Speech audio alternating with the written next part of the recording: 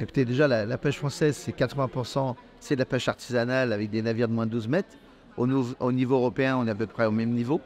Il faut des navires de petite taille, de moyenne taille et de grande taille pour pouvoir avoir justement les volumes qui permettent d'apporter aussi la valorisation de la pêche, de la petite pêche et la pêche artisanale, et aussi apporter les volumes qui permettent de nourrir la population et d'avoir cette souveraineté et autonomie alimentaire européenne. Et il est vrai, au niveau mondial, il y a aujourd'hui une pêche industrielle importante avec des pays comme la Chine, entre autres, hein, qui elle seule représente 39% de la pêche industrielle au monde. Donc on est quand même à un niveau démesuré d'un pays qui développe sa flottille de pêche industrielle et de navires-usines de par les océans dans le monde, avec plus de 7000 navires de pêche industrielle. Et il est évident qu'avoir une pêche durable au niveau mondial avec des pays qui aujourd'hui peuvent faire n'importe quoi n'est pas entendable. En Europe, ce n'est pas le cas. Il y a la politique commune des pêches qui permet aujourd'hui d'encadrer les pêcheries, qu'elles soient des petits navires, mais aussi les moyens ou les plus gros.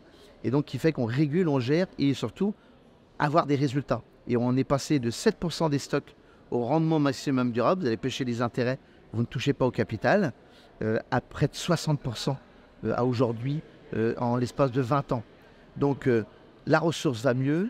Il faut soutenir ceux qui font des efforts, les aider aussi à passer dans le nouvel ère de la transition énergétique des navires de pêche pour justement être moins dépendants des énergies fossiles. Et donc ça, c'est aussi un enjeu européen, mais mondial.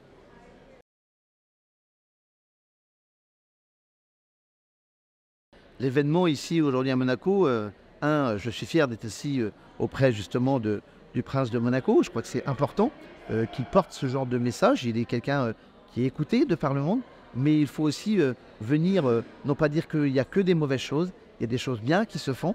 Et c'est vrai que je ne suis pas celui qui vient annoncer des bonnes nouvelles, je suis celui qui vient dire aussi qu'il y a des choses qui se font très bien par les pêcheurs. On oublie souvent que derrière, en mer, au-delà de l'énergie, au-delà, je dirais, de toutes les activités en mer, il y en a une qui est ancestrale et millénaire, c'est la pêche, et qui est d'abord en tout là, comme je l'ai dit, pour nourrir la population.